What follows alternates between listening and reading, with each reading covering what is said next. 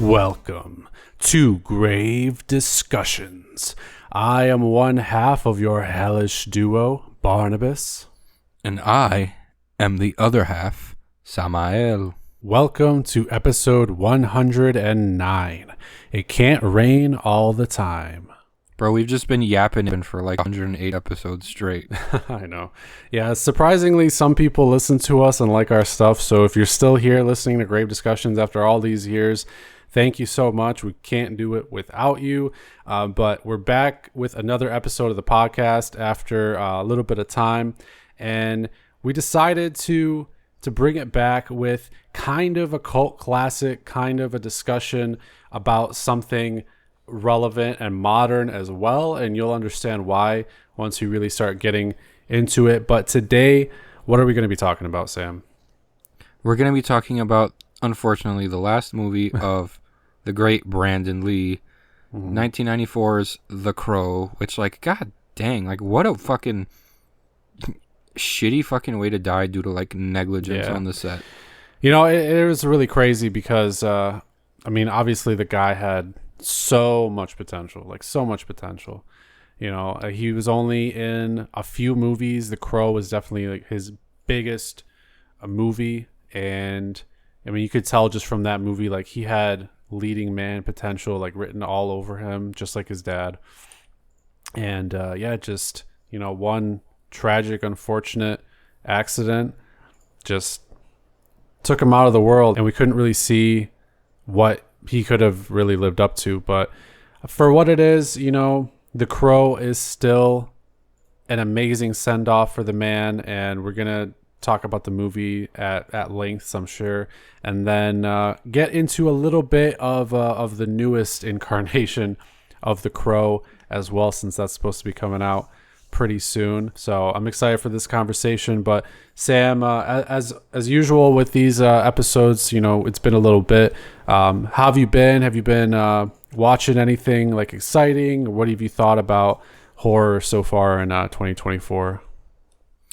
I've been doing good, honestly. I've been kind of lacking on horror, honestly, for the year. I haven't really watched anything new that's come out so far because I've been stuck on a few things. So I've been, like, addicted to Overwatch 2.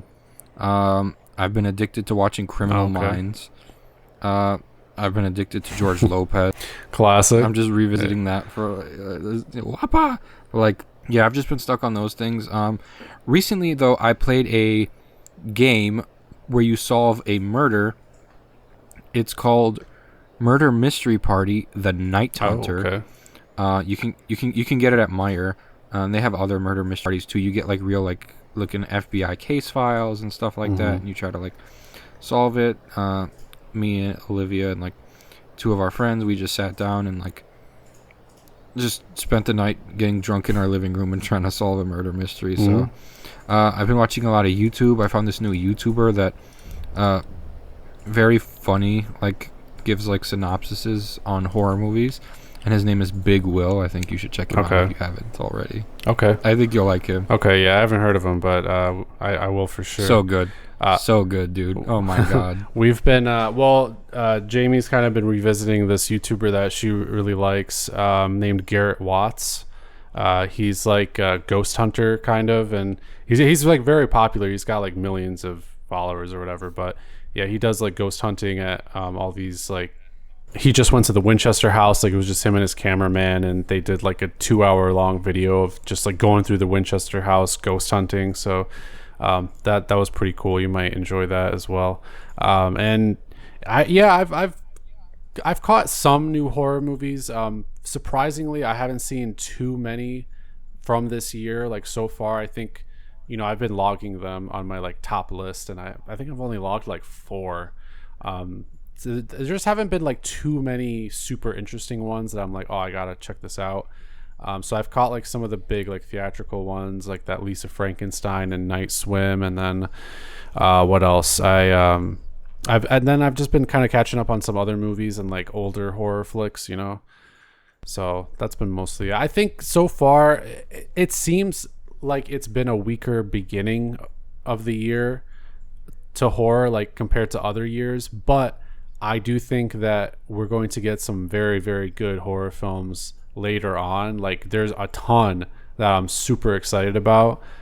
So I think it's just a slow start to this year, but we're going to be definitely getting some great horror films. Hopefully, the new Crow won't be too bad, but we'll see. Hopefully that's one that I can be like, all right, that was actually kind of cool. But I'm still really looking forward to like Nosferatu and that Late Night with the Devil and like a bunch of other new horror films.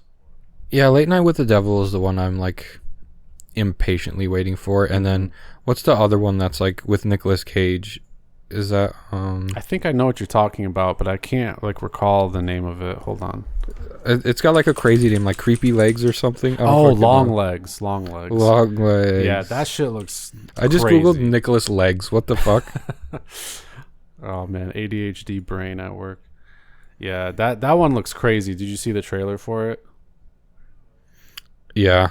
I love that there's like almost no context. Yeah, it looks wild. It's gonna be like some like Hereditary shit. I feel like it's gonna be really divisive, and people are gonna be like, either that was great or that was ass. I love that kind of like occult serial killer / crime kind of stuff, like almost that shit that like Zodiac was bordering on. Like that Lord of Illusions movie, anything like that. I just think is really cool. Just because you're like introducing like elements of crime and then like occult supernatural stuff. As long as it doesn't get like way too crazy, then I think those kind of movies are always a hit for me. So yeah, that one looks really good. Yeah, I'm just hoping it doesn't get like, Nicolas Cage, but they didn't even like show him in the trailer. I'm just hoping it doesn't like get too zany. You know what I mean?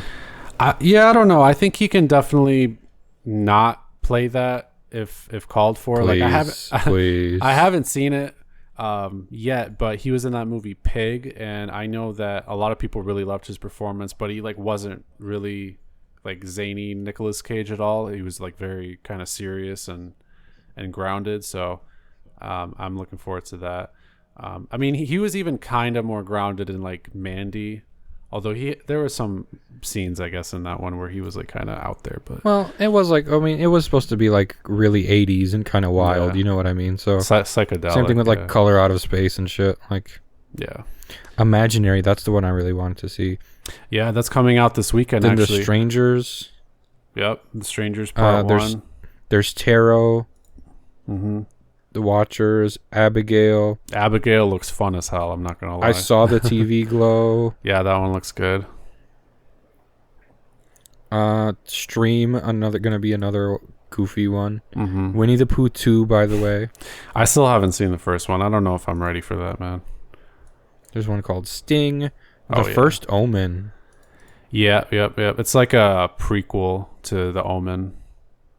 Handling the Undead. Attack of Meth Gator. Hell yeah, that's gonna be the best movie. Sunrise.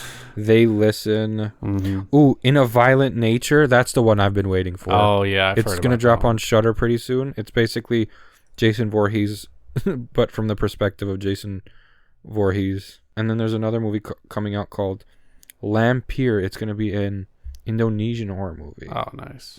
Yeah, so there's... It's about the legend of Mak Lampir, a ghost woman who desires eternal beauty. Look, there's a lot of shit coming out. So Imaginary's this weekend, you said? Yeah, that's this weekend. So, I mean, hey, if you do catch it this weekend, we could definitely record something. Shit, I want to see with Olivia. Yep. Yeah, because I'm going to be... a cheap plug for the other site that I write reviews for, defactofilmreviews.com. I'm going to be doing a review for Imaginary on there, but of course, if we both happen to see it, then you could definitely expect a podcast episode on Imaginary too. I mean, the last Blumhouse movie was that Night Swim, which I kind of expected. I heard was dog shit. Yeah, I expected it not to be. Isn't great, it about like a haunted pool or something? Yeah. You know what though? The short film that it was based on was actually pretty cool. But like the thing is that whole concept in general, that's fucking hard to turn into like a feature length film. You know what I mean? And you can quickly see that. Like after the first couple of like kind of cool scares, it just like quickly loses steam because there's not really that much you can do with it without just relying on tropes and shit. And that's basically what like the last 50, 60 minutes of the movie is just like tired, paranormal, like boo haunted house, like you call them, movie tropes, right? But with a haunted pool. So it's like even dumber than usual. So that's what that movie was. So even though imaginary, here's the thing, like I'm sort of anticipating more with imaginary. Like I think it's at least going to be a little bit better than Night Swim, because even though we've had similar types of movies, at least there's like more to go off of with that like imaginary friend concept that you can do versus like a haunted swimming pool. Like they didn't go into anything other than just like, oh, there's like some ancient shit from this swimming pool, and then like that was it. So yeah. But I am kind of looking forward to it. I mean, every now and then I still like kind of like going to the movie theater and having fun with a movie like that. You know what I mean? So I think it'll at least be entertaining. Hopefully. Yeah. But all right. So that's enough about that, Fiends. Let's dive right into our main discussion for this episode, which goes all the way back to 1994 with what is probably one of the most pivotal, like, emo movies of all time. I don't know if it's emo. I mean, well, okay, so grunge, it's goth. It's goth. Yeah, grunge goth. I mean, they had some of the. I was actually just listening to the soundtrack today. Hold on, let me pull this shit up. Gravers. Okay, this shit is fucking. Let me type in Crow. Okay, I had to download the. It is a good soundtrack. Burn by The Cure. Golgotha Tenement Blues is my favorite one. Big Empty by Stone Temple Pilots. Dead Souls by Nine Inch Nails. That one's kind of like. Milquetoast by Helmet. The Badge by Pantera. Yeah, it's kind of like alternative, but like Crow is like, every guy in like the early 2000s started donning that costume at like Halloween parties to like try to like steal the ladies. But like, I mean, look, I know the new Crow. I know he looks like his name is Little Crow with a K. Yeah. And that he's trying to tell you his SoundCloud. Yeah. But like, let's not act like Brandon's look was super iconic either. Well, he's just some dude with long hair and face paint, and unfortunately enough, like every time a talented guy with that's skinny, has long hair and face paint makes an iconic film, he dies. First Brandon Lee and then Heath Ledger. Like no more iconic dudes in paint. Joaquin's lucky he got away. Yeah, honestly. But you know what? Here's the thing. I didn't want to get into the new Crow right now, but I had to talk shit real quick. I know we'll get more into it, but here was my point, because I made a TikTok like the day after those like pictures came out, right? And I mean, I made it a point to say that I don't care for the look. I think the look is like pretty stupid, right? Especially you got that weird nipple tat, like what the fuck? And then the centipede crawling out of his balls. And yeah, it's just, it's a lot to take in, and it's not great. However, here's the thing, is because I know a lot of people are going to compare it to the 94 Crow, right? Brandon Lee. I get it. It is a classic look now, right? Back in the day, I have no idea, because I was 1 year old when this movie came out, and so were you. So like, I don't know exactly how the public perception was. I'm guessing maybe some people were also like this guy looks kind of stupid. But at the same time, that was kind of the trendy thing back in those days. Like that kind of alternative, like goth, like grunge kind of music was definitely like way more prevalent back in like the 90s, right? So that whole look with like the duster and the face paint and everything, like very, very like gothic kind of clown thing that he was going for, like that was more like trendy when that came out, right? So like, okay, you get a pass. And the thing is, and it appealed to a lot of guys, like you just said. People would like dress up as Brandon Lee's like Eric Draven, right? Nowadays, even if we don't want to admit it, the look that like Bill Skarsgård's Eric Draven has is kind of like what's popular nowadays, right? Like if you're irrelevant going for, he looks like Post Malone. Yeah, and you know what? The funny thing is, you say that, but like the director was literally saying like that he was inspired by like a Post Malone or Lil Peep or something like that. And I don't blame him, because if you're going to be targeting a specific audience, and if you're going for like younger men or whatever, right, then I mean it kind of fits with what's trendy among that demographic nowadays, you know, like the SoundCloud rappers and like rappers like that, like even people like fucking Pete Davidson, honestly, right? yeah, Because I've seen memes comparing it to like, I don't know, those guys are in with like younger kids, and that's just like the social media influencer shit. And so I mean, I think even though I don't like the look, I think making it about that look, especially if it's set like in the modern day where it like is relevant, I mean, if it makes sense within the context of the story, then it's marketing. Yeah, it's supposed to be modern, like, it might get so people like out to the theater. It's not like it's a period piece about the fucking I know 1800s. Just fucking old Skarsgård walking around like Henry the Red. Oh yeah, I'm the like yeah. Yeah, that would be fucking stupid, but it's not. Like if it's a modern setting and like a modern story, then I think it makes total sense. You know, you can't really compare it to that movie. Like all you can, I think this is how you can look at it, is like that was trendy back in the 90s, so that made sense for that story. This will probably make sense for this story, and in that aspect I think it's fine. Plus you have to consider like the rest of the movie, like how the rest of the visuals are going to be, how the mood's going to be, how the actual characters are going to be. And I mean, I think that Bill Skarsgård is a great actor, so I think no matter what, he's probably going to like knock it out of the park. But you know, I think it makes sense for his character in this story, even though I still think the look is like kind of dumb. But you know, let's at least give it a chance. Like it could still be all right. I'll give it a chance. I will. Yeah, we'll give it a chance. Like it might be dog shit, but I think it will be, honestly. Maybe. I think it's like I think it's gonna be badly paced. I think it's gonna be like weird. I think like it's gonna be like he's a rapper, but like he gets killed by gang members, like, but like modern gang members, like, yeah, not like weird 90s comic book gangsters like the original Crow, right? Like fucking the fuck's a Tintin, you know what I mean?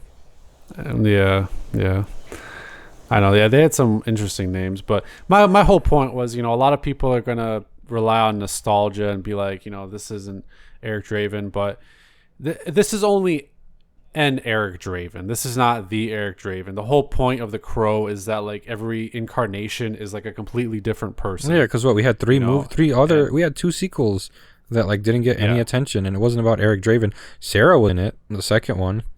And spoiler alert for those who haven't seen the second first Crow. one, but I've seen the second one. Yeah. She gets the little girl from the first one, I think it is. She gets murdered at the end of the second one.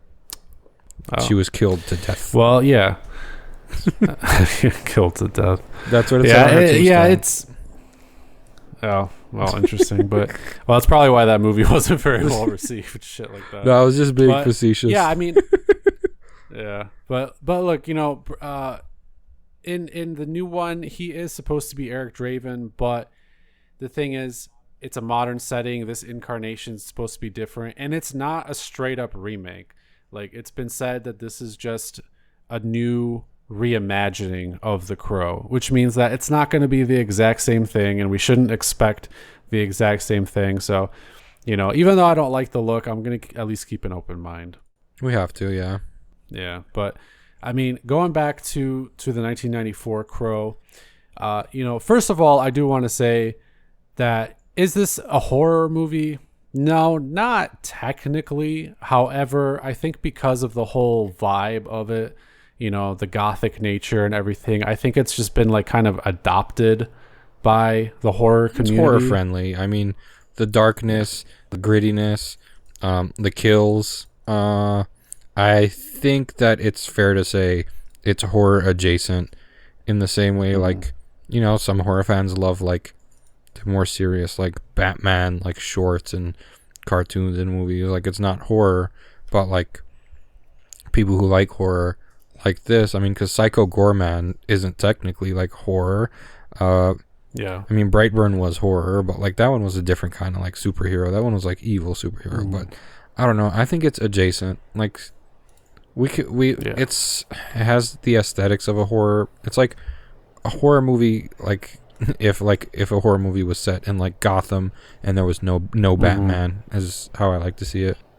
Yeah, because when you really consider it, it's like horror is very, very broad. We've gone over this on the podcast before, and I think sure, a horror movie should be scary or disgusting or shocking or something, right? Something to make you feel that kind of unease in the pit of your stomach kind of vibe. However, there are lots of elements that have just kind of become adjacent to horror over the years. It's the same reason why we talk about like Ghostbusters or whatever, like that kind of stuff. Exactly. It's not scary, but it concerns like supernatural elements, like paranormal elements. And even in The Crow, the whole thing is that this guy gets resurrected. I mean, he's technically like a zombie kind of, or like a revenant or whatever you want to call it.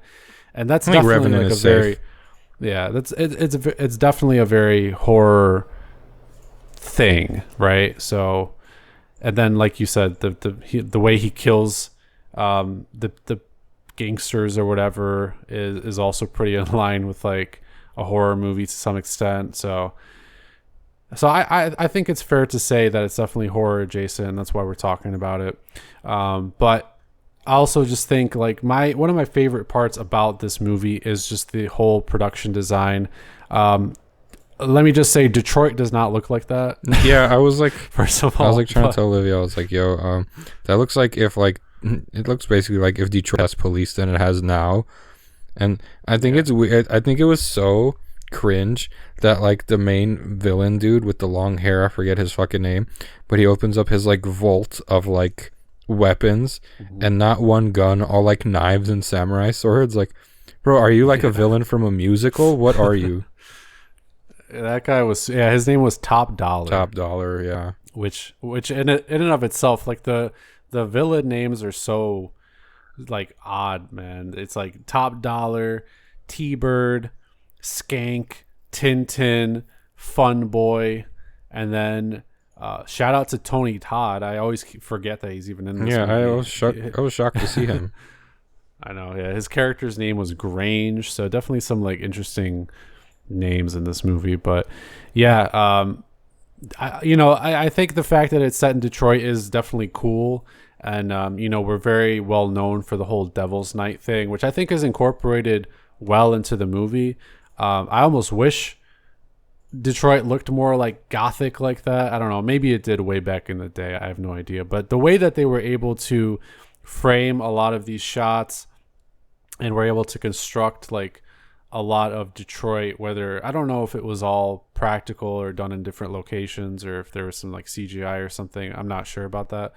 But they definitely made it look way more Gothic than it actually is. And it added this like really, really unique and very cool vibe to the whole movie. And the fact that it was like raining all the time and that it was nighttime, like most of the time. I don't think there really was a scene like in the daytime, was there?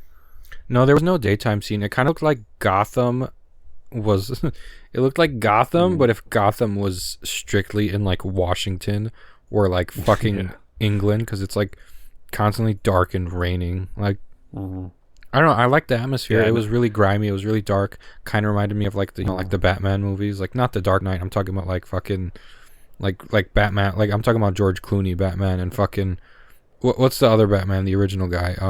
Why is his name slipping me right now? Not like original, but like of our time. I'm talking about 80s. Michael Keaton. Oh, Michael Keaton. Yeah. Yeah, it kind of had that. But I think that dark concrete jungle look was meant to let us know that it was supposed to be like very comic book like in nature and not like an actual representation of Detroit. Less abandoned crack houses and more just industrial buildings and fires and darkness and really cheesy gang members. So yeah, those were definitely like the comic book elements were like the game. But you know what? I still think despite like the goofy, gang member names and like some of the unique like buildings and stuff like that are definitely like more out of the comic book. I still think the movie did a great job of making it feel like it was somewhat real, you know, despite like the supernatural powers and all that other stuff. You know, I never was like feeling like, okay, this is like straight out of a comic book. You can see the influences, but I mean, I think all the like set design and everything and how it was filmed was great. But there were definitely a lot of like very comic book style shots as well. Like a lot of the cinematography, like, you know, even that like opening scene where it's like I was about to say, yeah, exactly, the city, and it like focuses in on that broken window. That's like very comic book esque. Like it almost made me feel like I was watching Spawn or something. And lots of other shots too, but one of the other ones that sticks out to me is that one where they're like battling on the rooftop in the rain and everything, and it just kind of is like a bird's eye view, like down on them. That felt very like comic booky to me too. So a lot of cool shots like that. So that's definitely one of my favorite parts of the movie for sure, is that whole like gothic aspect to it. But let's talk about Brandon Lee and like his portrayal of Eric Draven a little bit. What really like sticks out to you? It seemed that he started to gain more confidence in his role as the movie went on, and I know movies aren't always filmed linear.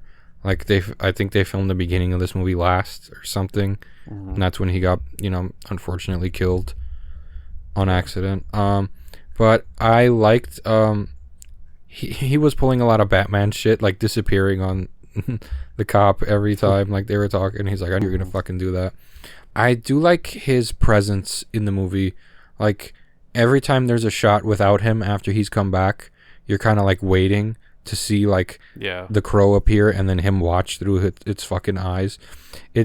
It's kind of horror-y because you kind of know he's lurking around the corner from wherever you are, and as we're panning from shot to shot, like from scene to scene to these villains, we're just wondering like how close he is. Is he around the corner? Has he still not gotten there? Has he stalked them already? Has he learned their routine? Is he about to go after them? With the, you know, foreboding, grungy, gothy, industrial soundtrack blaring in the back, giving the movie an overall additional air of like hopelessness, along with the dark atmosphere and setting of the movie in like a city where criminals are running rampant and cops are basically powerless. All they do is respond to calls. There's really no effort to try and end these things, and that's where the crow comes in. And it's funny because like the only, like, even in this movie, the only shot that the city has at like, you know, crime being crime being like ended is, it's ironic that this dark figure is like the light in this whole movie. He is like what's going to make everything better, and not for any altruistic reason, but you know, he's out for revenge, and in the process he's going directly to the source of like the crime infestation, and he's going after all these guys that killed him and his fiance. And I don't know, I like his presence throughout the whole movie. It can't rain all the time, and then he just vanishes. I like his voice. I like that he didn't turn it up too much with like the whole like fucking Christian Bale do it, Batman, where's the trigger? Like he didn't turn it up too much. I feel like it was just him just being angry. And I did think the fight scenes were at the beginning were kind of cheesy with like only the sound effects, because like you heard like the punch sound effects on like a 1980s Chuck Norris movie. But I overall felt Brandon Lee's presence in every shot, even when he wasn't in the shot. There's this feeling of like, where is he? Who's next? Who's he gonna go after? How's he gonna do it? And like I started to wonder if he's just gonna, because it's been a while since I've seen this. It's been over 20 years, but I wondered if like he was gonna like go after these people with just like this, like, you know, like the Revenant mindset. I'm back for revenge. I'm a killing machine. Whatever. But no, he still maintained like somewhat of a personality throughout. But we see it as like, you know, we've seen Joker and we've seen villains and heroes. Like he's got his little quips and his little one-liners and all that stuff, and you need it because it's like a comic book adaptation. So I think Brandon Lee's overall presence felt fantastic given the setting, and it was really ironic that he's supposed to be this this light when he's like the darkest. At least he appears to be like the darkest character on the screen, when really he was just a regular good old dude that was like trying to protest like, you know, evictions and stuff like that. And really the monsters in this movie are the ones that don't look like monsters, and they just look like people, and he's like this freak, and he's the good guy. So I like Brandon Lee's presence overall throughout the movie, and I'm glad he got to kill those motherfuckers.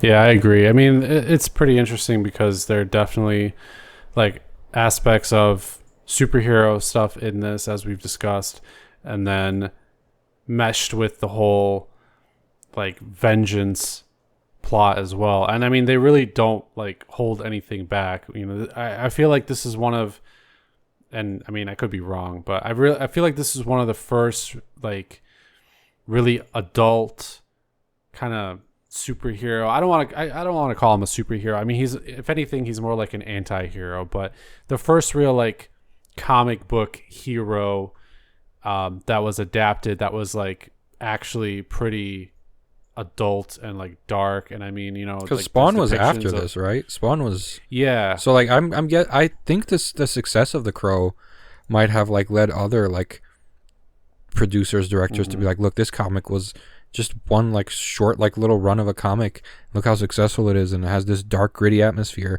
We can do that because Spawn was like well established at the time as like a comic book like entity. I don't want to call him a hero, anti-hero or whatever, like, yeah. So I feel like Spawn did follow that like trend to gain success. When, let's be real, I went back and watched Spawn. It was a much like more inferior movie. It's a rough watch. Yeah. It's a very rough watch. I think Spawn, the concept of Spawn and like Spawn himself, for me, is probably cooler than The Crow, but the movie just did not do it justice, because not for me he's cooler, but Spawn as like a whole like entity is also a lot more complex than The Crow. Like, he's got the whole demonic side of everything to him. You know, he's got like the chains and all this like really intricate shit that like comes with the character. I mean, they did the best they could. I did actually look, and Spawn came out in 1997, so only 3 years after The Crow. But The Crow, I feel like, didn't have as much to work with. Like, most of the success of like the atmosphere of The Crow, as we've discussed, really came from just like the overall atmosphere, like the production design, you know, making sure everything looked like dirty and gritty and like worn down and like burnt down and just very like grungy, versus, you know, Spawn, like you needed some of that, but there are also a lot more action pieces. His like whole costume and everything with like the cape and his like chains and then like the demons, it was all like a lot more demanding. And at the time, unless you had a lot of money, and I'm talking like Titanic amounts of money, honestly, and shit like that, or like basically yeah, like James Cameron, Steven Spielberg levels of like money, then it was going to be like really hard to do Spawn justice. So I mean, for like the resources they had, it was all right, but looking back at it from like a 2024 perspective, like, yeah, it looks terrible. Like, it looks like an 8-year-old went into like Blender and just like did some like Spawn shit and threw it into a movie. Yeah, honestly, it seems like if you were a big comic book fan in the 90s, if you were gonna make some sort of dark comic and put it on the screen, the less convoluted, the better. The less special effects, the better, because I mean, we've seen 90s special effects. I mean, we even kind of see some of the Crow's weaker moments through like the special effects, like the falling off buildings, like, you know, that was still rough. And thank God the movie didn't rely on too much CGI or anything like that, as opposed to Spawn, which looked like, you know, someone stepped in shit and put it on screen. And sorry to all the Spawn fans, but like, I feel like The Crow was like, you know, follow the KISS method, keep it simple, stupid.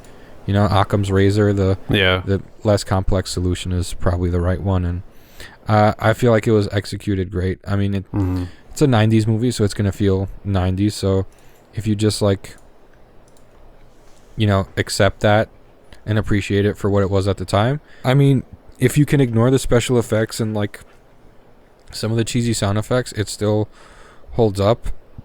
Olivia really enjoyed it. I really enjoyed it. I forgot that at the beginning of the movie, it's not revealed what happened to him and his fiancée. I like that there isn't like a like we know what happened and the character didn't moment, you know, like where we find out what happened as Eric finds out what happened, and I like that. It builds suspense in more classic horror movies if like we know there's a guy hiding behind the curtains and the character doesn't. Modern day doesn't really follow a formula like that for horror movies. Modern day, we don't know, and the character doesn't know, so we can get bombarded with those cheap jump scares that, you know, brings the audience to seats. But The Crow didn't have any sort of like, you know, cheap horror movie formula. Everything just unraveled as Eric Draven, you know, found out about it, and that's what I like about it too. Like there was no like weird horror movie formula. The only thing really like horror-y about this was supernatural element, the atmosphere, and, you know, the murders. So when movies get too formulaic and they start following this like weird blueprint, it kind of takes me out of it, because like I can usually predict like what's gonna happen. So I had like no idea like going into this movie like, you know, why him and his fiancée were killed or how they were killed. I just knew he was a guy with long hair and makeup avenging him and his fiancée's death. And I like that we got to, it felt like we were there with him. I think that's why this movie was like more impactful than like a simple here's what happened kind of movie, which is what like the remake is looking like it's going to be. Like we're seeing some shots from when him and his fiancée or girlfriend or whatever are still alive, and it's probably going to hold our hand throughout some weird backstory, which it's fine. But I like that, in my opinion, when we found out what happened as Eric found out, I feel like it was more impactful and, you know, kind of felt like a little bit more personal. So it makes you root for him a little bit more, in my opinion, because like we were at the same place as him. What the fuck happened? Why'd you get killed? And then we find out all like the horrible shit that happened as he's finding out. So we're like, oh, we gotta get them. You know what I mean? It sort of shifts your brain to think like a certain way in terms of like not looking at it like it's like a movie. You know what I mean? It seems like more personal, at least for us, and I think that's what they were going with, rather than like a simple storytelling. Because I'm tired of, every movie should like tell a story, but I feel like with all these like backstories, like they're holding our hands through it and spoon feeding us stuff, and I don't like that. I feel like more movies should you know, take from The Crow, whether it be horror or, you know, action, adventure, mystery movies, like have it unfold as the main character is finding out what's going on. And I think that's, in my opinion, that's more impactful. But with, at least to me, now with modern audiences, you never know, because everyone wants, well, what's the backstory? Why is he like this? So like it just goes to show you like, I think it's like I don't think it's an intelligence thing. I just think it's like we just get so used to the way like movies are like told, and we kind of want to know everything because like everyone's like ADHD. So if a movie's unfolding and we don't know what's happening, everyone's like, where's the explanation? Like, and then like a lot of horror movies, like there is no explanation. Everything's like implied. Like Black Phone, a lot of people didn't like it because, well, why is he bad guy? Why is he bad guy? Why he kill people? Bro, like look at the body language. Like he said his dad kept him locked down there, and he used that telephone. So like people don't like deducing critical thinking for a lot of people has just gone out the window, you know. Yeah, it has. Like that, the kind of analysis, you know. And I was actually just going to mention that, so it's good that you talked about it. But you know, there's this whole aspect of just The Crow itself, like why and how it lends Eric like its powers and like how the whole thing works. Plus you have like this one tertiary character that that Asian woman, or like Micah, I think her name is. Yeah, it is. Who is like completely random. She feels like totally, I mean, I know she's kind of like the bad guy's concubine or whatever, and like or that's sister, cool, but yeah, isn't she like his like half sister or stepsister? Yeah, I have or something? no fucking like, idea. Super weird. It's some real. I think Incest Jamie is toward villainous. the end of it. Incest is villainous. It's Alabama villainous, not really, Detroit it really villainous. is. That's not Detroit shit. Yeah, no, that not was filmed in Detroit Alabama. Yeah, but I mean, he said something about like half sister at the end, and Jamie caught it, and I didn't catch it this time. And she was like, "Is that like? Did he say that she's his half sister? And like, are they boning?" And I was like, "I don't know. I think so, but like, I'm not gonna look too much into it because he's like a freak and she's a freak. Like, they're all freaks." But yeah, but you know, she's in this movie, and it feels like she should be more important than she is because she has some kind of like insight into like what's going on. So it feels like there's more to her, but we don't really get more of that. But then again, we don't really get much more behind like the actual crow and those like powers itself. But you know, nowadays a part of me might be like, well, you know, like it's kind of weird that they didn't go into more about that whole aspect. But I think the way that this movie is designed, I don't really need that too much, you know, because we get that whole opening monologue from Sarah about like, you know, people say like a crow will like something like that, right? Yeah. As far as like dead people goes. I forget the exact like opening lines, but like she goes into that. And so you can kind of assume like, okay, like there's a crow that has some kind of supernatural abilities to bring him back from the dead based on this like saying, like it's just a thing that happens in this world, I guess. Because there's just this such like massively powerful connection between Eric Draven and Shelley, and that love just like transcends death itself, and so like it brings him back to take care of business, to seek revenge because she was killed, or they were both killed unnecessarily. They were both innocent, and it was just like a tragic event, and these people need to be like karma needs to come and do something about it. So that's the whole thing about that. So I wasn't really like too concerned about backstory or any like specific details because I just kind of understood like that whole aspect of it. Like this is a story about a man who really loves a woman, and you know they both die tragic deaths, and he, you know, is allowed the chance to come back and avenge them both, and while, you know, wiping out this like criminal syndicate in the process. So you know, I think the themes are presented pretty well. I think, you know, I mean it is definitely very adult. Like there's depictions of rape and like suicide and drug usage and all that kind of stuff, but it's not like cringy or anything like that. And like you said, because we learn about what happened as Eric like is resurrected and like goes into the apartment, and everything just comes flooding back to him like all at once. Like in that moment we learn exactly what happened, and it was just this like crazy thing. I mean, obviously we learn more about the whole like tenant eviction thing as the movie goes on, but we learn what happened to them. As the viewer, you're just kind of like, oh shit, like that's pretty fucked up that happened to them. And so like you can immediately kind of relate to that and just say like, hell yeah, you go, Eric, you fucked those guys up, like they deserve it. Yeah. Know? And at first, like, I know you're mentioning Micah, but like I just realized, like, at first I thought like she was like a device to explain to the other villains why our protagonist has plot armor, but she was actually there to create a opposition, at least for our protagonist, or like some sort of like a chink in the armor. Yeah, kinda. like she, without her there would be no climax, because the whole time they wouldn't think like, let's kill this fucking crow, he has a crow with him, let's kill the crow. No, she was like our little like, you know, person. For some fucking reason she just knew. She's a weird bitch, because she's like, if you kill the crow you can injure him, because like if she didn't exist it would just be, there would be no climax, there would be no like, he wouldn't, other than, you know, being murdered at the beginning, but when he returns as resurrected Eric Draven, Revenant Draven, he would have really like no challenge. And if the whole movie was just like revenge and he's like unbeatable because, you know, plot armor and I'm the good guy, like, you know what I mean? Like, so she was there to like introduce a threat, because really up until the end there was zero threats to him. Zero. Yeah. There have to be stakes.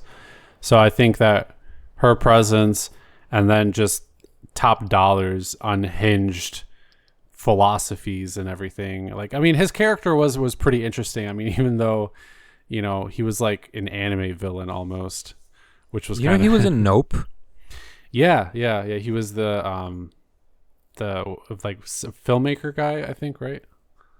Yeah. Michael Wincott is his name. Yeah. I was like, why the fuck does he look so familiar? And then I like Googled him, and I was like, he was in Nope. Was he? Oh, he's the famous dude, like that fucking. Oh, okay. Yeah, he's been in a lot of good stuff, but that was him. So I mean, he's a great actor. I think he played that role really well. I think you know, as the movie like starts, we really think like the main antagonists are T-Bird and his gang, and they all did great too. And then we like learn about Top Dollar, and then that, you know, he's kind of controlling everything. That in reality, he is kind of, you know, at the center of everything because of his like plans to like kick people out of their homes and like set these businesses on fire, and these homes on fire and everything. So really, I mean, even though he's not directly involved with Eric and Shelley's deaths, it really comes down to him kind of as the catalyst of their deaths, of everything kind of happening, because if it wasn't for him, then that wouldn't have happened to them.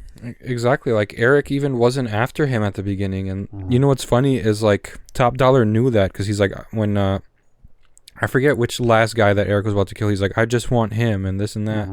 And then Top Dollar is like, well, I kind of want to get in on this too. And like really well, he did kill a room full of his friends, but yeah, you know, he could have just gave him the guy he was after. But you know, the whole like criminal ego thing, and even at the end he reveals like, that whole thing was my plan. Nothing happens in this city without my say so. It's like, really, dude, you could have just like let him kill your henchman, and just like he would have left, and you could have continued your rampage. Like, but that ego of like, I want to beat this guy that's killing all my guys, like guys that he doesn't even care about.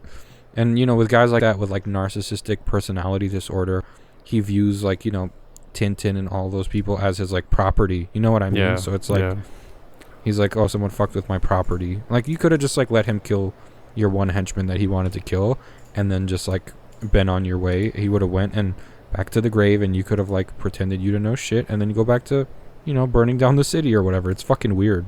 Yeah. I mean, he's definitely an interesting character, you know. Would I say he's like particularly well written? Maybe not, just because there's like a lot of villains, a lot of antagonists, so it's a lot to go through, you know, especially during that initial like revenge arc, and then he kind of like pops up as like the big bad guy.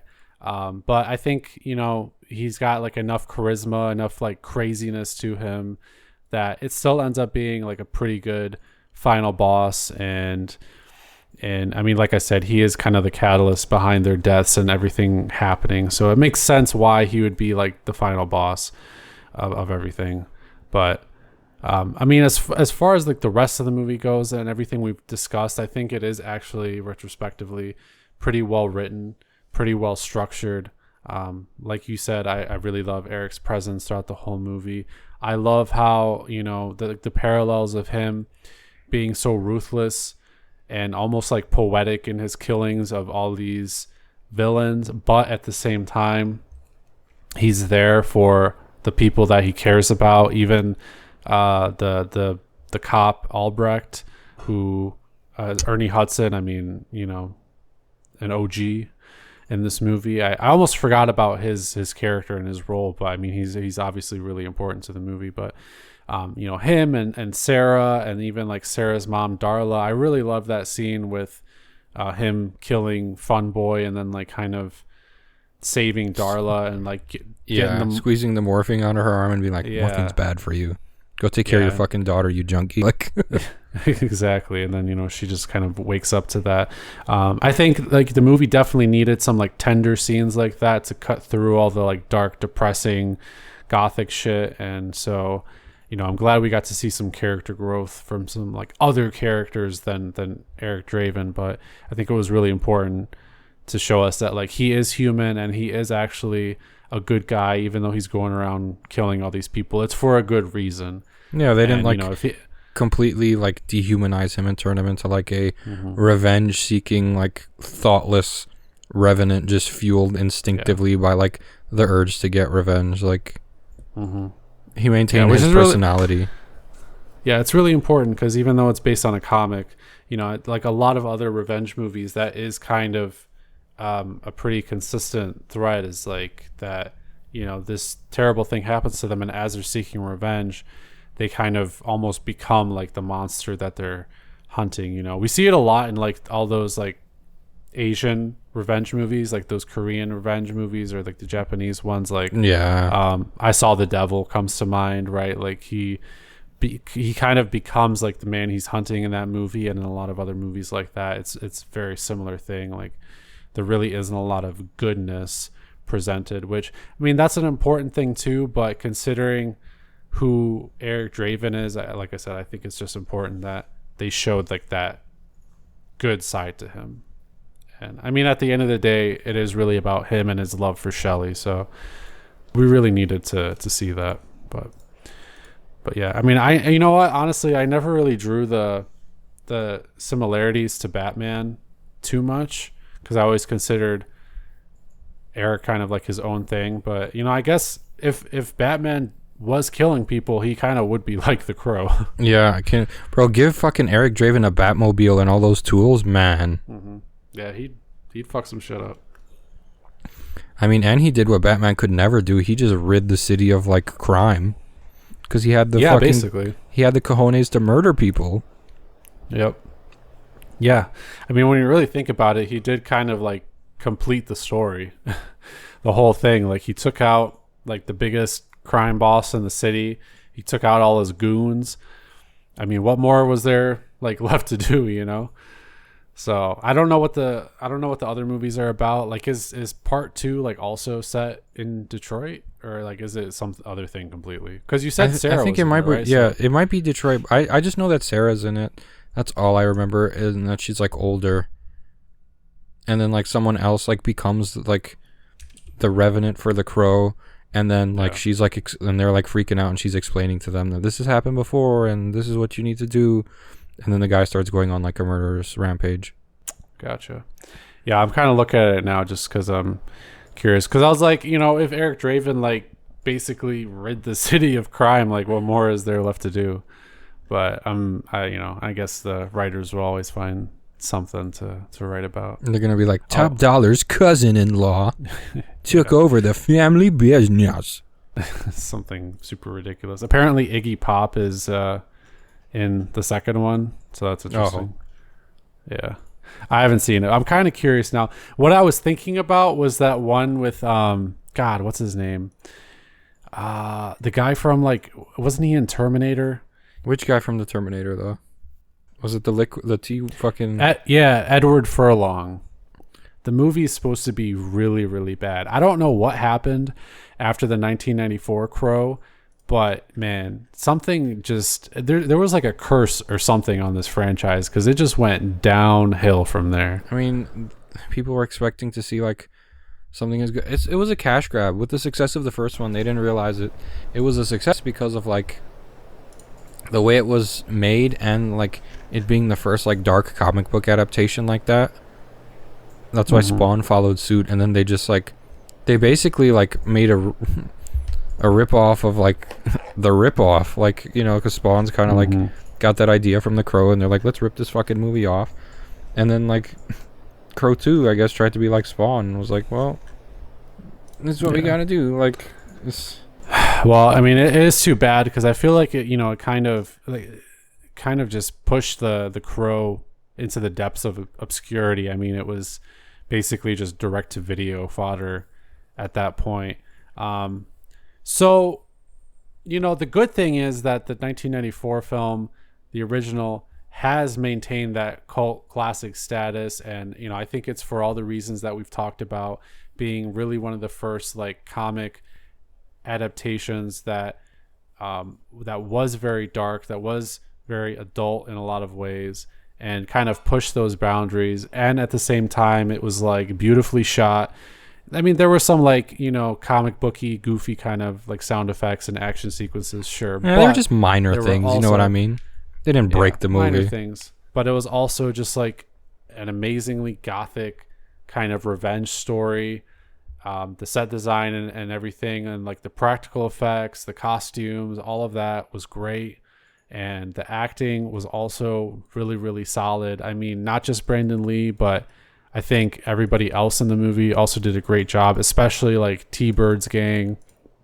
And so there's just a certain kind of like grittiness and like raw nature to The Crow that I think has just persisted and obviously inspired a lot of other movies and a lot of like that like kind of grungy gothic atmosphere for like the rest of the 90s and early 2000s as well, kind of. I mean, maybe not just The Crow, but I'm sure it was definitely a factor. And then now we're getting this new one, so I mean we can talk a little bit more about this new movie, but I mean I'm still on the fence about the whole look and everything like that, but at the same time I know that there's a big fan base for The Crow, and I do think it is at least still cool that people are interested in The Crow and that we're getting a new adaptation, even if there are some questionable elements to it. So I mean, I guess considering everything we've talked about and what we know about the original movie and stuff, I mean, regardless of like the look of Eric Draven in this one, what do you kind of hope to see? I'm hoping I want it to be a fresh take, because when a remake is a carbon copy of the original, it's kind of soulless when like the writers don't put their own twist on it. So I want it to be a completely different story, if I'm being for real. I do want, him and his girlfriend to get murdered and, him come back to life, because of a crow that for some reason, like, helps people enact revenge and, raises their dead bodies. I just don't want I don't want this one to be a superhero movie either. You know what I mean? Like, because I don't want it to get too like Marvel-y or DC-y. It would probably be more like DC, huh? Given like the subject matter and stuff. I guess so. I don't want there to be mumble rap as like the soundtrack. No weird like one-liners or like Bill Skarsgård like thirst trap like scenes where he's just taking off his shirt in slow motion. Because like like what's the point of that? You know what I mean? Like there was no like Brandon Lee, like his slow-mos, like if there were any, if I remember, were like any shot of him was supposed to be like badass, like walking down the alley in slow motion. Like I don't want Bill Skarsgård like showing me his cum gutters, his fucking like his like little fucking abs in his crotch. Like, don't show me your cum gutters, bro. Yeah. Like I don't want to. Because, like, what if my dick gets hard and I get confused? You know what I mean? Like, no, I'm kidding. But I mean, that is a possibility. No, I just want it to be, like, I want it to be fresh because, like, I mean, Child's Play took a fucking chance. And, yeah, it was ass, like, for the most part. But, like, it took a fucking chance. I just don't... I feel like this one's just going to seem like a straight-to-VOD movie when it comes out. Like, it's going to get those vibes. And I feel like within 3 months, it's going to go straight to Tubi. Like, I just feel it. Yeah. Because, I mean... Man, I don't know. Like, plus, Bill Skarsgård, is he ready for, like, another main role? I mean, last we saw him was in It Chapter 2. And, like, anything I've seen him in since he was, like, a fucking secondary or, like, supporting character or something. Or, like, in fucking Barbarian where he just gets his fucking head bashed in. Like, thought he would have more of a role being Bill fucking Skarsgård.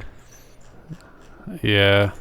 I mean, I guess that was part of that movie, right? Was the whole like surprise factor, because yes, we totally thought that Bill Skarsgård was going to have more of a role. A lot of people thought he was going to be the villain, and then it kind of flipped it on its head and said like, nope, he's actually not really that important. Like he's not the guy you think he is, and he's just going to go ahead and die. I mean, yes, even though Justin Long's character survived for like most of the second half of the movie, it was still like kind of the same thing with him. Like we, thought he was going to be one thing, and then he turned out to be like a total scumbag, and then he got like killed, and so. But I think that Bill Skarsgård in general is a great actor, especially in these like darker roles. I mean, obviously he was a fantastic Pennywise, and now he's in this movie, and he's also going to be in that movie. I don't know if you've heard of it, but it's called Boy Kills World. I have not. It's basically it also seems kind of horror adjacent, but it's almost like martial arts meets like Hunger Games style dystopian like world, but it's like not like for tweens, you know, it's like blood and guts and shit like that. And he's like this mute guy whose like family gets killed or something, and it's also kind of a revenge story, I guess, actually. And he goes through this like fucking, I don't know, it's like Borderlands style like world with all kinds of wacky shit, and like he's like roundhouse kicking people's heads off and stuff like that, you know. So I mean, but he is the lead character in that as well. So I mean, people are definitely onto Bill Skarsgård. I think he's going to do a good job. It depends on the writing. It depends on the character, right? And you know, the actual like synopsis of the plot is so super vague, so we really don't know what's going to happen. It just says soulmates Eric Draven and Shelley Webster are brutally murdered when the demons of her dark past catch up with them. So it's something about her past. So already we're getting like a little bit of a deviation from the original. Given the chance to save his true love by sacrificing himself, Eric sets out to seek merciless revenge on their killers, traversing the worlds of the living and the dead to put the wrong things right. So we really don't know exactly what the plot details are, but wait, so do they both get killed or just her? No, they both get killed, but it says something about him sacrificing himself. So I think it's either going to be she escaped the cult, and that's why she looks like a hippie, and they're sitting out in the woods. Yeah. Or it's going to be like her family, like she ran away from her family, like the Paranormal Activity, like Next to Kin or whatever, like she ran away from like her crazy culty family. Or like, I don't know, maybe she had like a cyber stalker or something, or she pissed off some people in like the music industry because they both look like they're both in the music industry or something, like she violated a contract or something, or I think it's going to be more of like a cult or something.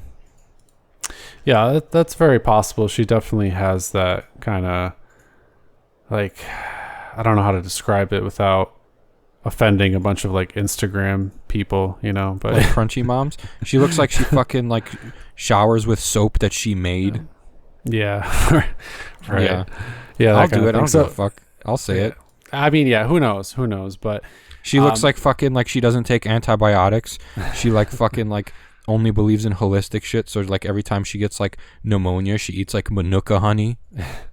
She only drinks chamomile tea when she has like COVID. Yeah, that kind of thing. So who knows? I mean, there's elements of this that are good to me, and there's definitely some that give me pause. So like, I think Bill Skarsgård's great. You know, we've got Danny Huston in it, who played the lead vampire in 30 Days of Night. I mean, he's just great in like everything he does. And then you got some other like great actors in it, but you know, the director Rupert Sanders did famously Snow White and the Huntsman and the like Americanized live action Ghost in the Shell movie, and both of those were not great. Like, I've seen both of them. They were like okay as action movies, but other than that, they were pretty bad. And well, like, I know he's the director, right? Why do these like directors like seemingly like take up these like films and they're like, yeah, this fucking sounds like a great script, bro? Find some like better movies to shoot. Like, where are you getting these writers? Like, cause like, let's be real.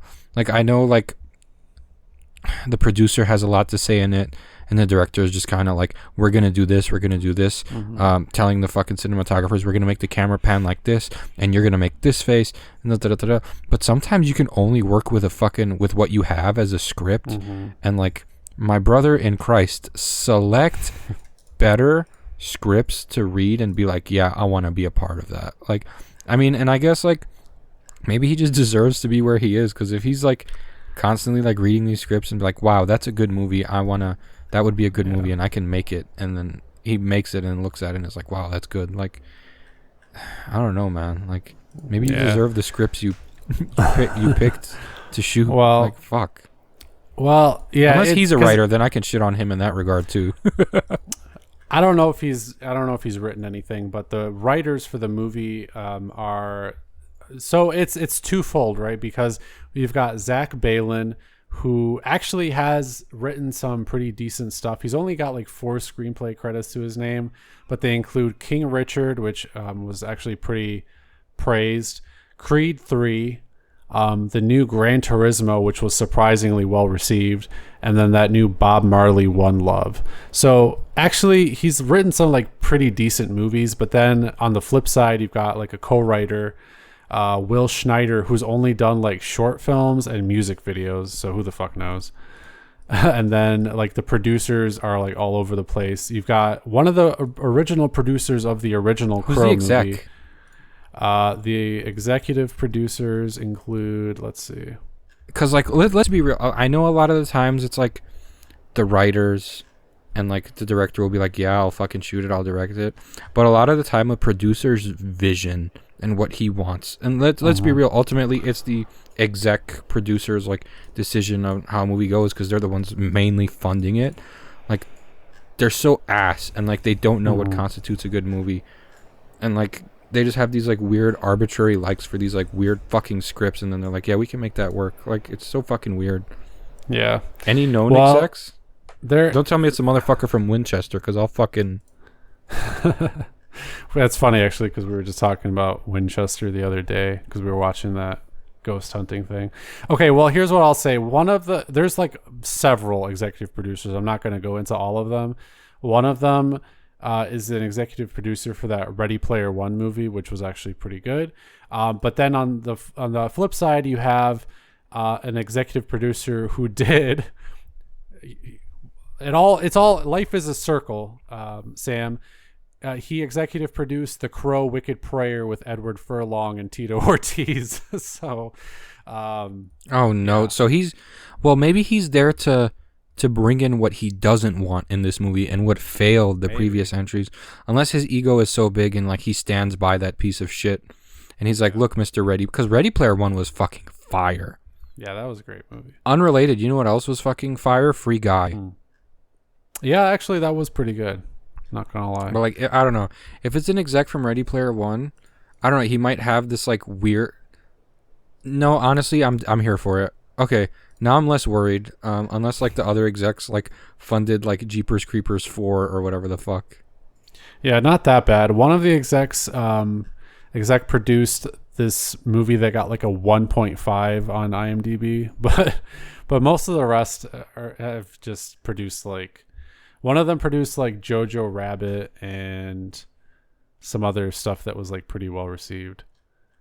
So it's not all bad. So like, I mean that's what I'm gonna start doing now. Like whenever I'm like wondering if a movie's gonna be ass or not, I'm gonna stop looking at the writers and the directors, because like I feel like the execs have so much creative control that they can totally just fuck a movie. I mean, that is definitely a possibility. I don't know what the production company on this is either. It's or like the distributors, Hassle Free Productions. What fucking the fuck RLJE, those motherfuckers. That'd be hilarious. Not even, yeah. Little Crow. I don't know. It could be all right, but then they also did Silent Hill Revelation, so fuck. Yeah, this is what I don't know, man. Bro, every time, like, I've started doing that recently, and I've been like, when I'd see like a fucking, like a shit movie, I look at who the execs are and like what they made, and I'm just like, great. You gotta. It's like when something like really particularly offends you, you gotta go through every single person that was involved and just see. Well, because like the execs are all about fucking, you know, they're mainly the ideas and the creative guys and the financing and whatever, and then like the producers are, you know, what the fucking like the day-to-day guys. Like it's like being like like the executives are like, if you want to think about it as from like a business standpoint, let's say you're in like an office setting, right? The executive producers are like the executive directors, right? And then the producers are like the program managers. You know what I mean? So like the execs, like this is my overarching, my vision. And then the producers are like the program managers that are like, okay, here's what we're gonna do day to day to make sure this is done. They're the so it's like basically. Yeah, execs got the fucking money. So like obviously they're gonna have good control, and I've seen movies where execs, like I've saw so many documentaries, especially in horror movies, like a movie will have a great and the execs like let's tweak like 75% of this, and then the movie's fucking wrong. Because Because, here's the thing. I mean, it's not for every single movie, but I feel like the majority of studios and executive producers, like you just alluded to, I mean, it is a business, and their role is to ensure that, at the end of the day, the movie's going to like make money. And executive producers for the most part, and like execs at studios really kind of don't fucking know like what people actually want to see in a movie. They just know what they want to see in the movie that they think will make the movie money, right? So I mean, most of the time they're the ones signing off on a lot of like creative decisions and other like financial decisions and shit like that, because they know that they need the movie to be like marketable, right? And that's why you see like a lot of the times, let's say for a movie like Silent Hill Revelations, because that one's on my mind, I just said it, right? Like that movie had some hype to it. I mean, I think I don't remember that well, but I feel like the trailer had some hype to it, but then the movie ended up being hot garbage. But you know what? People still went out and saw it, right? So at the end of the day, they have to make sure that they make a product that's at least going to get people like excited and like go to the movies and check it out. And I think this new Crow, I mean, you know what? Even though, here's the thing, even though a lot of people shit on Bill Skarsgård's character's like looks, it got hella attention. And for those people, that classic line, even bad publicity is good publicity, or whatever the fuck. Like, I mean, as long as the execs make their money back at least, then they're like, okay, this wasn't a loss. I broke even. Mm-hmm. Let me go fund something like better that's going to make money. And then they move on to something like, oh, look, they're starting a Halloween TV show. Let me get on that fucking train or whatever the fuck. And they take that money that they just kind of like, like tried to like make a profit with. They got it back. They're like, okay, that's sunk. Time to move on to the next one. Mm-hmm. And then directors and the fucking writers are there like getting all fucking flack, and the writers are just sitting there and no one wants to hire these fucking writers anymore because they're like, look what you fucking did. It's like, bro, the motherfucker, the money bags over here at the creative control. Mm-hmm. And it's crazy because executive producers look at like stuff like they don't care, like they look at target audience, they look at critical stats, right? Executives look at critical stats and like, this movie was released at this time because of this, and it was a remake, so it made this money. They have no idea what the fuck it takes to like write good movie. They don't, oh, this scene would build suspense if we did this and we alluded to this and we have a Chekhov gun moment and the audience doesn't realize it's a Chekhov's gun moment, or we do like a red herring and make you think it's a Chekhov's gun moment. And it's, I don't know, man, they don't get any of that shit. They're the right. guys that look at critical stats, and that's all they look at, and they have the funding for it, and they have money bags on their like mind, and that's all it is. Yep. Yeah, you really got to be in a specific situation to really have any like significant pull over a script or like directing effort or anything. Like, let's say, because I was telling you about the new Dune and stuff, like that movie, I feel like the director and the writers or whatever probably had a little bit more agency because they already had a lot of success with the first movie, plus the director's like extremely well known, and if it wasn't his vision, like ultimately at the end of the day, then he probably wouldn't even like make the movie, and it probably would be something like utterly fucking inferior to like the first part or whatever. So you got to be in that sort of position. I don't think any of these guys working on The Crow are in that kind of position, and so it really does probably come down to the execs. But you know what, like I said, those pictures got a lot of fucking attention. I mean, we even did like a post on it on Grave Discussions, and so I definitely think people are going to go see it, because at least in a lot of people's minds, they're going to be like, all right, is this movie actually going to be as awful as these like promotional images suggest? Let me go check it out and see. And if it is, then I can shit on it on Facebook and compare it to the original, which I think is so much better. And if it's not, then I'll probably still shit on it, but I'll be like, you know what, it wasn't too bad. But it's still probably going to make a decent amount of money, and it's probably still going to get quite a bit of attention. And if it makes enough money, then they'll probably be like, okay, I guess we can start making more of these now. Yeah, and honestly, that's what it is at the end of the day. I feel like that's how movies work. I think they since execs love looking at stats and like anything like that, they should definitely, if this movie is a success, they should definitely learn from previous trends and not go on with a sequel, because we've seen what happens when you make a sequel to The Crow. But hey, look, at least if this movie bombs, then you'll know the Crow curse is real. Yeah, for real. You know, it's crazy too, because I mean, even after the sequel, which I don't think was like that well received either. No, it was not. It didn't perform as badly, like 56% on Rotten Tomatoes or something, or 54. Yeah, as the other two, but I mean, the fact that it still was like clearly worse than the first one and still got 2 sequels after that was crazy. But you know, I don't know.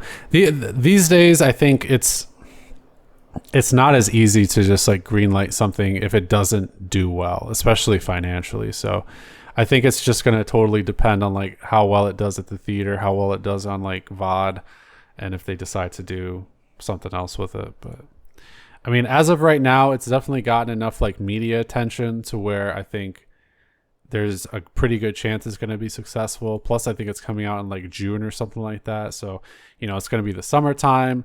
People are probably going to like want to go out and about and like go watch movies and stuff like that. So we'll see. I mean, like I said, I'm cautiously optimistic about it because of some of those elements. But I mean, it's wrapped already, right? Yeah. I mean, it's wrapped. They're probably just like editing it right now.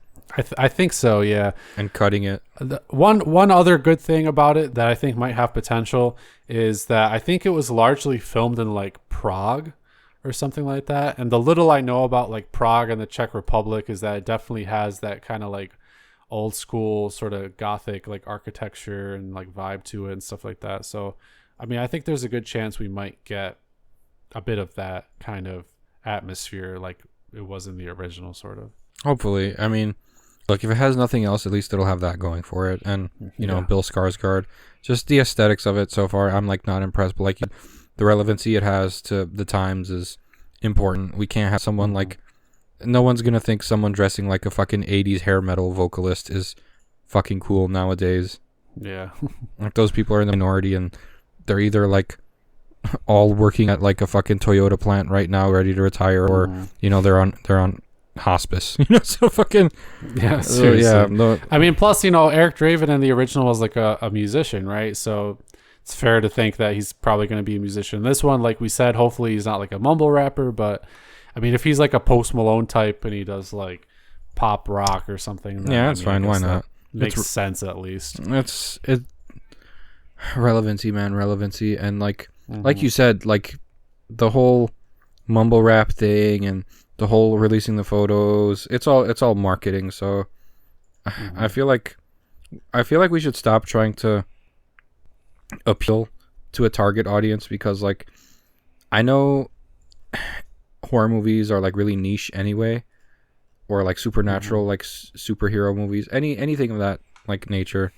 So the fact that you're trying to find a target audience in an already like niche like fan base is might be rough, but it makes sense when the target audience in the niche fan base is that the target audience has more people than like the horror community. You know what I mean? So if we made like if we made like a horror movie, right? Niche fan base horror, but the horror movie is about AI. Now all of a sudden everyone's involved. Or a horror movie about like I don't know, whatever is like super, like the Kardashians. Now all of a sudden like we have horror fans and Kim Kardashian fans. So I get it. Right. You're expanding your, you know, reservoir, like you're dipping in there really hard, and I don't know, I really sometimes it comes off as pandering though, you know what I mean? So it's like, hey, let's make a horror movie, right, for horror fans, but the target audience will be grandmas, like, you know, like, it's just like, it's like, now like who are we making it for? Are we making it for the horror fans or for grandmas or both? Because I mean, I can always like watch a horror movie about subject matter that I do not give two flying fucks about. Like, look, I have movies right here. What can I look? I don't know, let's say Hellfest, for example. Like, yeah, horror movie, but based around a Halloween themed amusement park. Let's say I didn't give a shit about, you know, Halloween themed amusement parks. I cared about horror. I'll watch it. But let's say I don't give a fuck about horror movies. I'm just like, I like spooky Halloween stuff and and I'll watch it anyway. You know what I mean? So really, I feel like most horror movies have like two target audiences. If it's not just like slasher, psychological thriller, whatever your target audience. And I don't know, I think it is smart to have two target audiences, you know? So, I mean, kudos. Yeah. Well, plus, you know, you've got the original like fans of the Crow as well, who are at least going to be interested. I mean, I know a lot of them are going to be up in arms about like, you know, change. Like, oh, change is bad. Change is scary. But I definitely think they're going to be fans of the original movie who are going to go see it. I mean, just to see it, just because it is the Crow. So, I mean, think about it. So. Yeah, you got those fans. You just got like horror, like gothic drama, whatever you want to call it, fans like in general. And then you got like the target audience, which is like newer kids. And you do have to, I mean, when you're making a movie like this, you do also have to try at least to appeal to like the younger fan base, because those are going to be the people that are going to turn into people like us, people like you and I, who are going to be talking about this kind of stuff, you know, 10, 20, 30 years down the line, and who will like, you know, show it to their kids and stuff like that. So yeah, so it makes sense. But that's all I wanted to say about the new Crow. I mean, we'll see how it goes. But that's all I wanted to say about it. Any other thoughts about either the original Crow or the new one? No, honestly, I talked my ass off. The original one was great. I loved rewatching it for the first time in over 20 years. And honestly, I don't want to prejudge. I mean, prejudging makes us look assholes anyway, and disgruntled old like, look at this new shit. So I'm interested to see how it pans. I try to give everything a chance. So we'll see. I don't want to like jump the gun, and I'll hold my horses. Yeah, there you go. So yeah, that's all I really have to say about it as well. I think it's a fantastic movie, and hopefully the new one can hold a candle to it, but we won't know until it comes out. But Gravers, if you are here still after all this time, then thank you for listening to yet another episode of Grave Discussions. Let us know your thoughts about either or any iteration of The Crow, even those awful sequels, and you know, whether or not you're looking forward to the new one. Leave a comment with any other thoughts about the show or what you want us to cover or see. We may be coming back very soon with our thoughts on Imaginary, but we'll keep you all posted. Sam, where can the people find more information about Grave Discussions? Well, most importantly, they can find us on gravediscussions.net. We do need to update our host bios because, you know, as things change, people change. So we'll probably update those soon. I'll give you like a list of my favorite movies now, and we'll see what can happen. But gravediscussions.net. You can also find us on Apple Podcasts, Spotify, Stitcher, and a few more miscellaneous websites that I had no idea we were even on. So yeah.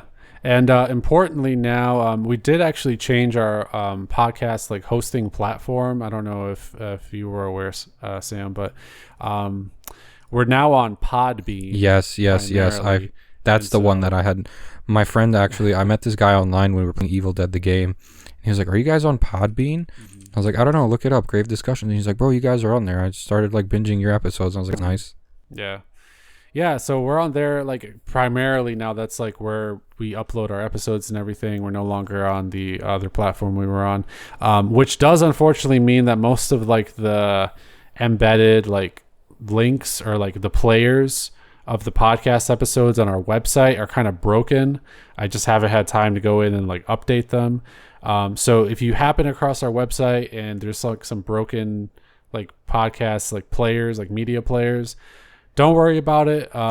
You can go from our website actually to our Podbean profile, and you can listen to all the episodes there as well. It's like right on the homepage on the sidebar, listen on Podbean. Go to that. You can listen to all the episodes, and I will definitely try and get in and update all that stuff pretty soon. And obviously you can listen to this episode on the website as well if you're not. But yeah, go check us out. Of course, we are on TikTok as well. I post videos on there like most days of the week and do some like little reviews and reactions and stuff like that. And that's it. So hopefully we'll see you all back here very soon. Thank you for listening again to episode 108. And that's going to do it for us. So we'll see you back here very soon on Grave Discussions. Grr, grr.